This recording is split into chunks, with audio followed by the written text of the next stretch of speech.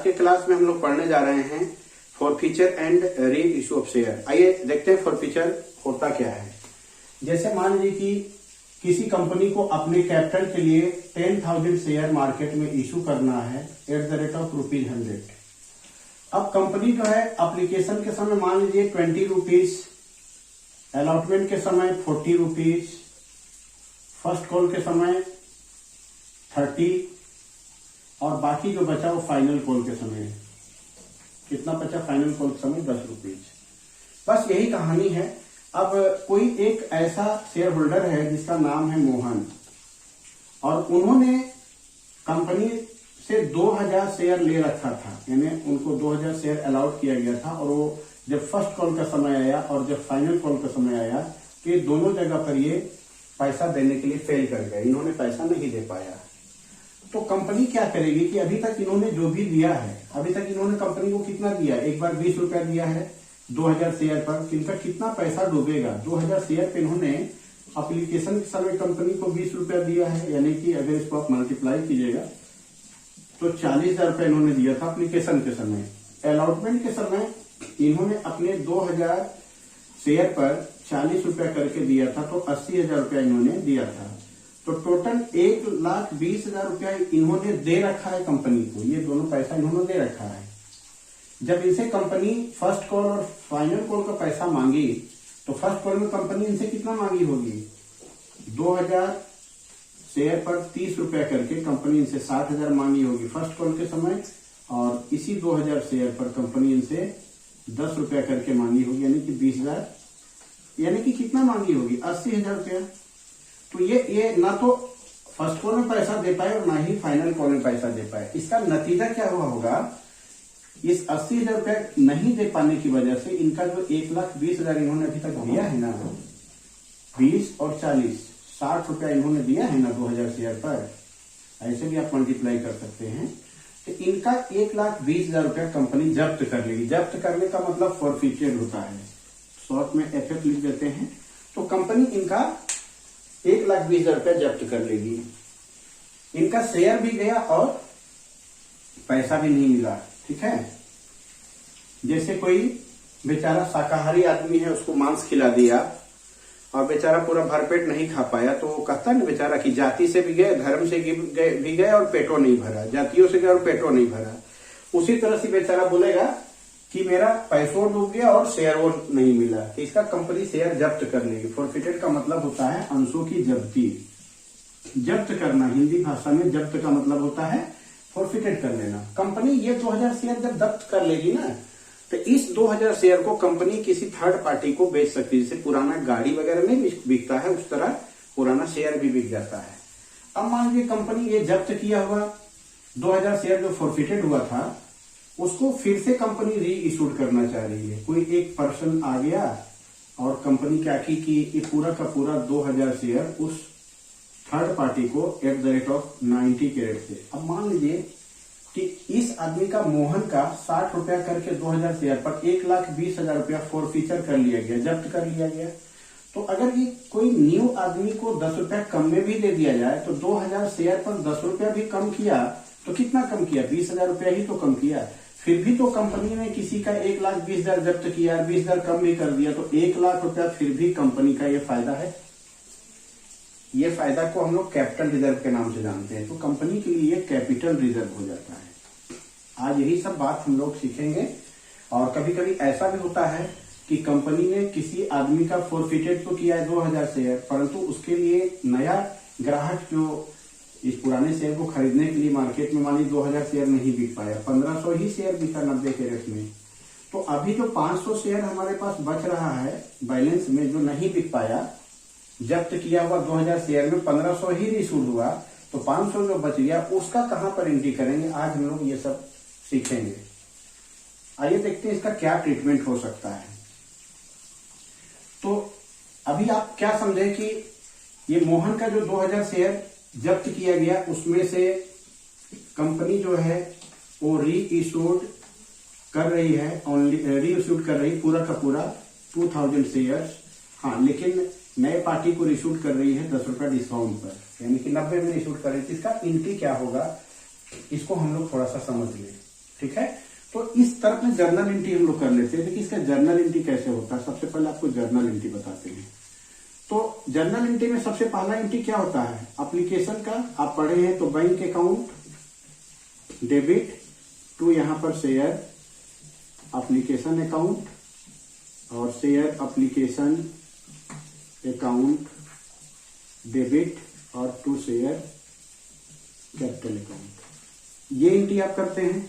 तो देखिए total 10,000 share पर एप्लीकेशन मनी 20 रुपया करके है। देखिए 10,000 शेयर है और एप्लीकेशन मनी 20 रुपीज करके है। तो यहाँ पर कंपनी को टोटल 2 लाख रुपया प्राप्त हुए होंगे कंपनी को। तो यहाँ 2 लाख दिखा दिए हम लोग। आपको एंट्री याद होगा, एप्लीकेशन का यही एंट्री होता है। यहाँ लिखेंगे बिंग एप्लीकेशन मनी रिसीव्ड और यहाँ लिखेंगे being application money transfer to share capital account. हो गया काम। नरेशन भी आपको लिख देना। अब ये एप्लीकेशन का काम आप कर चुके, ठीक है। अब अलॉटमेंट का काम करते हैं। अलॉटमेंट का एंट्री आपको याद होगा, बताइए। उसका एंट्री होता है शेयर अलॉटमेंट, शॉर्ट में ऐसे लिख रहे हैं account debit to share capital account, और यहां एंट्री होता है पैसा लेने का, तो bank account debit to share allotment account, ठीक है। एप्लीकेशन में बैंक वाला एंट्री पहले होता है, अलॉटमेंट में बैंक वाला बाद में होता है। इसका कारण यह है कि एप्लीकेशन के समय पार्टी यानी कि पब्लिक पहले पैसा देता एप्लीकेशन के साथ ही, और अलॉटमेंट के समय क्या होता है, कंपनी मांगती है तब बाद में पैसा आता है। तो अलॉटमेंट का 40 रुपया है, तो यही 10,000 शेयर पर इंटू 40 का रेट में अगर आप मल्टीप्लाई करिएगा तो 4 लाख आएगा। कंपनी का डिमांड था 4 लाख का और पब्लिक लोग 4 लाख रुपया कंपनी को यहाँ पर पूरा दे दिया। यहाँ किसी आदमी ने कंपनी का पैसा को डुबाया नहीं है, यहाँ पूरा कंपनी को मिल गया। यहाँ तक डूबने का काम यहाँ से शुरू हुआ, ठीक है। यहाँ पर लिखा जाएगा बिंग अलॉटमेंट मनी ड्यू और यहाँ लिखा जाएगा बिंग अलॉटमेंट मनी रिसीव्ड। अब आइए, ये फर्स्ट कॉल का एंट्री है, तो यहां लिखाएगा share first call account debit और टू शेयर कैपिटल अकाउंट। अब यहां पर कंपनी कितना डिमांड करेगी, 10,000 शेयर पर कितना रुपया है, फर्स्ट कॉल है 30 रुपया है, तो यहां पर यहां रेट हो जाएगा 30 से मल्टीप्लाई हो जाएगा, ठीक है, 30 से। यानी कि कंपनी डिमांड कितना कर रही है यहाँ फर्स्ट कॉल में, 3 लाख रुपया। यानी कंपनी को पब्लिक से अपनी कैपिटल के लिए 3 लाख रुपया चाहिए।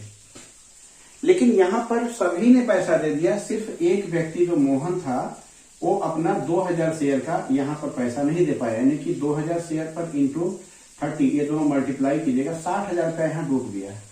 तो कंपनी मांग रही थी 3 लाख, पर उसमें से एक आदमी 60,000 नहीं दिया, तो 2,40,000 ही मिला। तो जो पैसा नहीं दे पाता उसको कॉल इन एरियर बोलते हैं। तो इसको भी आप थोड़ा देख लीजिए। यहां पर लिखेंगे हम लोग, जैसे ये वाला बैंक का एंट्री किए थे एकदम सेम, बैंक अकाउंट डेबिट, और यहां पर आप कॉल्स इन एरियर, जो पैसा कंपनी को नहीं मिल पाता है वो एरियर कहलाता है, तो कॉल्स इन एरियर अकाउंट, ये भी डेबिट हो जाएगा। और टू कौन सा कॉल का काम करें आप, शेयर फर्स्ट कॉल अकाउंट। अब यहां पर पैसा कितना होगा, क्योंकि यहां पर फर्स्ट कॉल में 3 लाख है, तो यहां तो आपको 3 लाख ही दिखाना होगा, दिखा दिए। अब यहां कॉल इन एरियर में एक व्यक्ति जो 2,000 शेयर जिसने बाई किया था वो 30 रुपीज करके 60,000 रुपया नहीं दिया, कॉल इन एरियर हो गया, तो 3 लाख में 60,000 गया, तो 2,40,000 रुपया ही कंपनी को मिला। यहां तक तो समझ गए। और जो व्यक्ति यहां नहीं पैसा दिया फर्स्ट कॉल में, वो फाइनल कॉल में कहां देने जाएगा, कंपनी फिर फाइनल कॉल का भी तो डिमांड करेगी। तो चलिए यहां पर शेयर, इसको सेकेंड एंड फाइनल कॉल लिखना चाहिए, परंतु चूंकि लास्ट कॉल है हम फाइनल भी लिख सकते हैं। तो share final call account debit और टू शेयर कैपिटल अकाउंट। अब यहां कंपनी डिमांड कर रही है टोटल 10,000 शेयर पर 10 रुपया करके, तो यहां पर 10,000 इंटू 10, तो कंपनी का डिमांड कितना हुआ, 1 लाख। कंपनी 1 लाख रुपया डिमांड कर रही पब्लिक से, परंतु उस पब्लिक में से एक व्यक्ति जो मोहन था वो यहां भी पैसा नहीं दिया था। 2,000 शेयर पर 30 रुपया करके 60,000 यहां नहीं दिया था, और 2,000 शेयर पे 10 रुपया, यानी कि इसको मल्टीप्लाई कीजिएगा तो 20,000 यहां भी नहीं दिया, तो इसका भी वही एंट्री होगा। यहां आपको करना है बैंक अकाउंट को आप डेबिट करिएगा, और जो पैसा डूब गया उसको क्या बोलते हैं, calls in arrear, account debit, और टू यहां पर शेयर फाइनल कॉल। अब देखिए यहां पर फाइनल कॉल में कंपनी 1 लाख मांग रही है, तो ये आपको 1 लाख यहां बैठा देना है, यही सही तरीका है। अब यहाँ एरियर कितना हुआ, तो ये व्यक्ति जो मोहन है उसने 10 रुपया नहीं दिया, तो 2000 शेयर पर आपको 10 रुपया नहीं मिला आपकी कंपनी को, तो 20,000 रुपया नहीं मिला। तो मिला कितना, 1 लाख में 20,000 गया, कितना बचा 80,000, यानी फाइनल कॉल के समय कंपनी को सिर्फ 80,000 मिला ये। और यहाँ पर फर्स्ट कॉल के समय कंपनी को मिला 2,40,000, ये डूब गया है। यहाँ 60,000 डूबा और यहाँ 20,000 डूबा। तो यहां तक तो सिंपल एंट्री आप कर लिए, ठीक है, यहां तक कोई परेशानी आपको नहीं होगी, ठीक। अब जब कोई व्यक्ति किसी शेयर का पैसा नहीं दे पाता है तो उसके शेयर को फोरफिट कर लिया जाता है। फोरफिट कैसे किया जाता है, तो जर्नल एंट्री देखिए, ये हम लोग एप्लीकेशन का किए, यहाँ पर नंबरिंग कर लीजिएगा। इसके बाद हम यहाँ जर्नल एंट्री करने जा रहे हैं। जब फोरफिट कर लेता है तो यहाँ पर थोड़ा सा घेर दे रहे हैं, आप समझ जाइएगा। तो यहाँ पर जर्नल एंट्री फोरफिटेड का एंट्री क्या होता है, देखिए हमेशा कैपिटल क्रेडिट होता है, लेकिन जब फोरफिटेड करते हैं तो कैपिटल डेबिट होता है। तो हाँ, यहाँ आपको एंट्री करना है share capital account debit to share forfeiture account, to share forfeiture account. अब किसके चलते डूबा, इतना रुपया डूबा, आपको पता है कि 40 और 20 60 इंटू कितना हो गया, ये आदमी 2000 शेयर डुबाया था, तो 1,20,000 डूबा। किसके चलते डूबा, तो इसके और इसके चलते। तो यहाँ शेयर फोरफीचर अकाउंट लिखेंगे, टू किसके चलते, तो शेयर फर्स्ट कॉल के चलते डूबा, फर्स्ट कॉल। और किसके चलते डूबा, तो आप कहिएगा share final call, share final call. यानी कि फर्स्ट कॉल और फाइनल कॉल के चलते ये मेरा एप्लीकेशन और अलॉटमेंट का मनी डूब गया। ऐसे तो आपको पता है कि यहाँ कितना डूबा है, देखिए 2000 शेयर पर ये पैसा डूबा, तो 60 और इंटू 2, यहाँ 1,20,000 आएगा। परंतु आप इसको बैलेंस करके निकालिए तो ज्यादा बेटर है। इसका देखिए एंट्री कैसे हम करते हैं। अब यहाँ जो फोरफिटेड का काम होगा, क्या आप 10,000 शेयर पूरा फोरफिटेड कर लेंगे, नहीं। जिसने गलती किया सजा उसी को मिलनी चाहिए। तो गलती है मोहन की है, तो मोहन का शेयर फोरफिटेड होगा। तो मोहन के कितने शेयर हैं, 2000 शेयर हैं, और यहाँ पूरा फेस वैल्यू शेयर का कितना था, 100 रुपया। तो यहाँ मल्टीप्लाई आपको 100 से करना है, यानी कि यहाँ शेयर कैपिटल अकाउंट में यहाँ टोटल कितना होगा, 2 लाख होगा। इसको याद रखिए आप।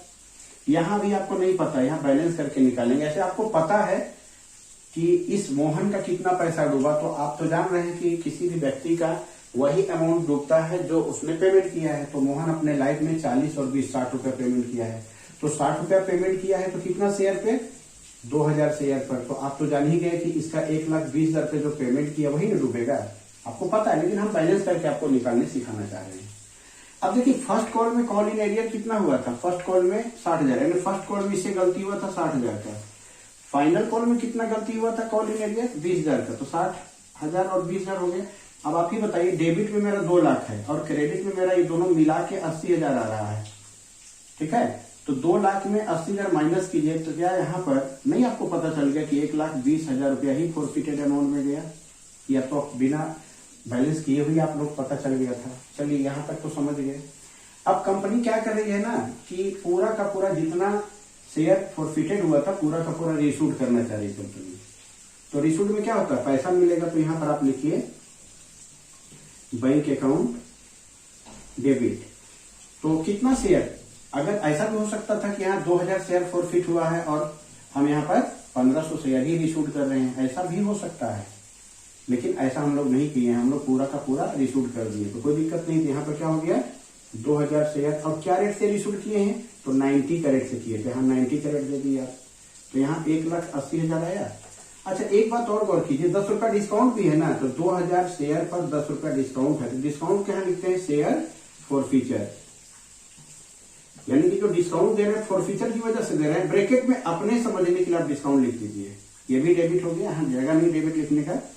और टू शेयर कैपिटल अकाउंट। अब देखिए इसको जो मल्टीप्लाई कीजिएगा तो डिस्काउंट में कितना हो गया, 20,000 हो गया। अभी दोनों मिला करके आपका यहाँ क्रेडिट में 2,00,000 देखिए आपका कंप्लीट हो गया।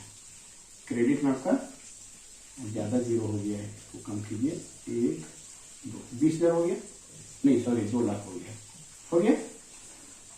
एंट्री आपका कंप्लीट हो गया। अब एक बात बताइए कि आप किसी आदमी का जब्त किए 1,20,000 और आपको अगर 20,000 डिस्काउंट भी देना पड़ा तो भी तो आपकी कंपनी को 1 लाख का फायदा है। मतलब कैसे, देखिए समझाने के लिए आपको बता रहे हैं। हम लोगों ने मोहन का 1,20,000 रुपया जब्त कर लिया, ठीक, जब्त कर लिया। अब थर्ड पार्टी को हम जब शेयर इशू कर रहे थे, रीइशूड, तो 20,000 रुपया का उसको डिस्काउंट देना पड़ा, तब भी तो हमारी कंपनी को 1 लाख रुपए का प्रॉफिट हुआ। यही कैपिटल रिजर्व है। इसका एंट्री हम लोग करते हैं शेयर फॉरफीचर अकाउंट डेबिट और 2 यहां पर करते हैं कैपिटल रिजर्व। आपका 1 लाख रुपया जो कैपिटल रिजर्व आया, ये वर्किंग नोट हम लोग बड़ी मेहनत से किए हैं, स्टार बना दीजिएगा। टीचर जब चेक करते हैं तो स्टार देखते हैं और यहाँ स्टार देखेंगे तो जान देंगे कहां से आया, ठीक है। ये वर्किंग नोट में काम होता है। तो देखिए यहां तक काम हम लोग कर लिए। अब इसमें 2 चीज और बनाना रहता है, कैशबुक और बैलेंस शीट। तो आइए यहां पर आपको इतना जगह में हम लोग का कैशबुक बन जाएगा। नंबर 1 यहां बनाते हैं कैशबुक। देखिए कैशबुक कैसे बनाते हैं तो पिछले क्लास में हम लोग देख चुके हैं कैशबुक बनाने का तरीका। यहां क्रेडिट वाला अमाउंट कॉलम हो गया और ये पार्टिकुलर है क्रेडिट साइड का, और ये डेबिट वाला अमाउंट हो गया,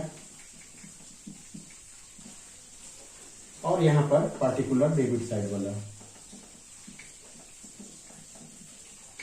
अब यहां पर हम लोग कैशबुक जब बनाते हैं तो क्या लिखते हैं पता है, जहां जहां बैंक है, देखिए थोड़ा सा इधर आ जाइए, यहां पर बैंक डेबिट में है तो इसका क्रेडिट कौन है, शेयर एप्लीकेशन, तो आपको डेबिट में लिखना है 2 शेयर एप्लीकेशन अकाउंट।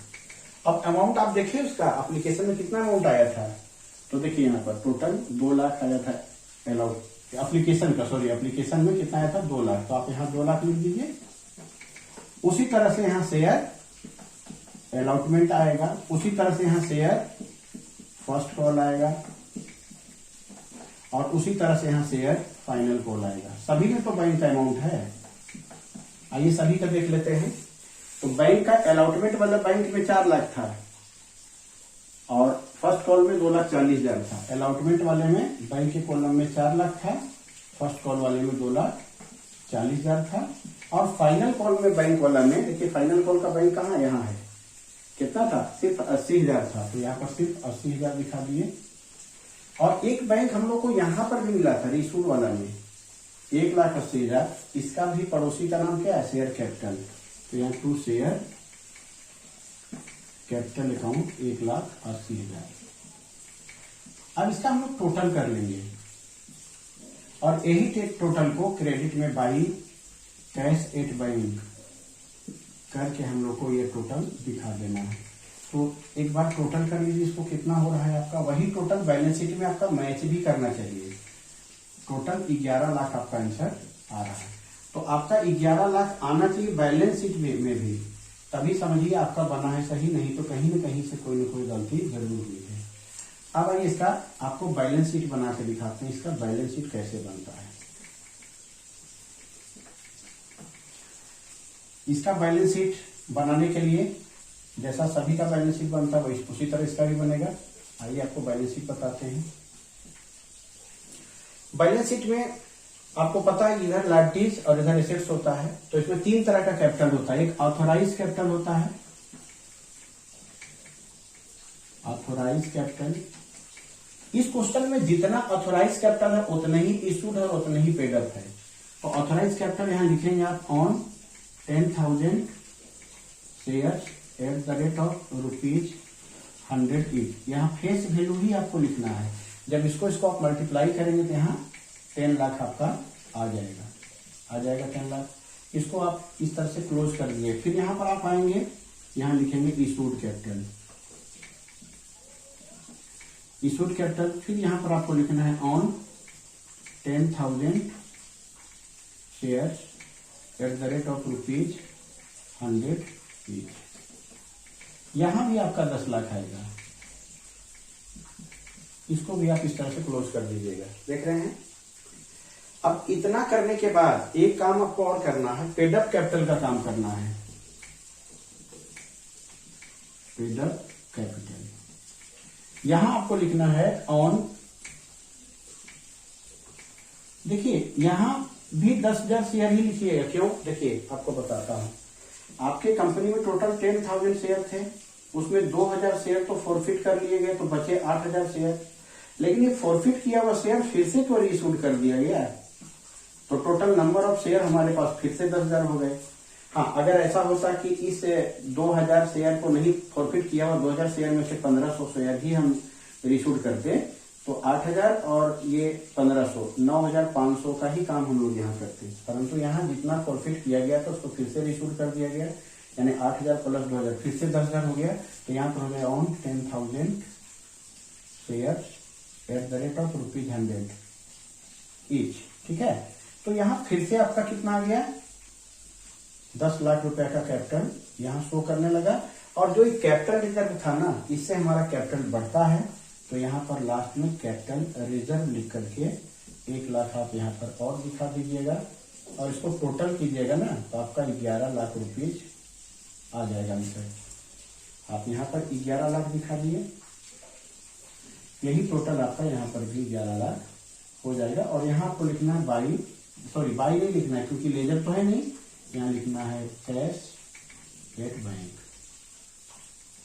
कैशबुक एक प्रकार का लेजर है, इसलिए यहाँ बाई लिखते हैं, बैलेंस शीट में टू और बाई नहीं लिखते हैं, डेबिट क्रेडिट भी नहीं लिखते हैं। ठीक है, तो देखिए इस तरह से आपका यहाँ कैशबुक और बैलेंस शीट अच्छी तरह से मैच कर गया। यहाँ पर भी 11 लाख था और यहाँ पर भी 11 लाख है, तो इस तरह से आपको समझ में आ गया। नेक्स्ट क्वेश्चन में हम लोग ऐसा पढ़ेंगे कि हम लोग फॉरफिट किए 2,000 शेयर, लेकिन रीइश्यूड करना हमको सिर्फ 1,500 शेयर। तो जो 500 शेयर बचेगा, वो 500 शेयर कहीं न कहीं से मेरा कैपिटल है, तो उस 500 शेयर को यहाँ शेयर फॉरफिचर लिख करके उसका जो भी अमाउंट आएगा यहाँ डाल देंगे, ये जुड़ करके यहाँ चला जाएगा। तो ये सब चीज को ध्यान देना है। तो नेक्स्ट क्वेश्चन में इसको हम लोग पढ़ेंगे।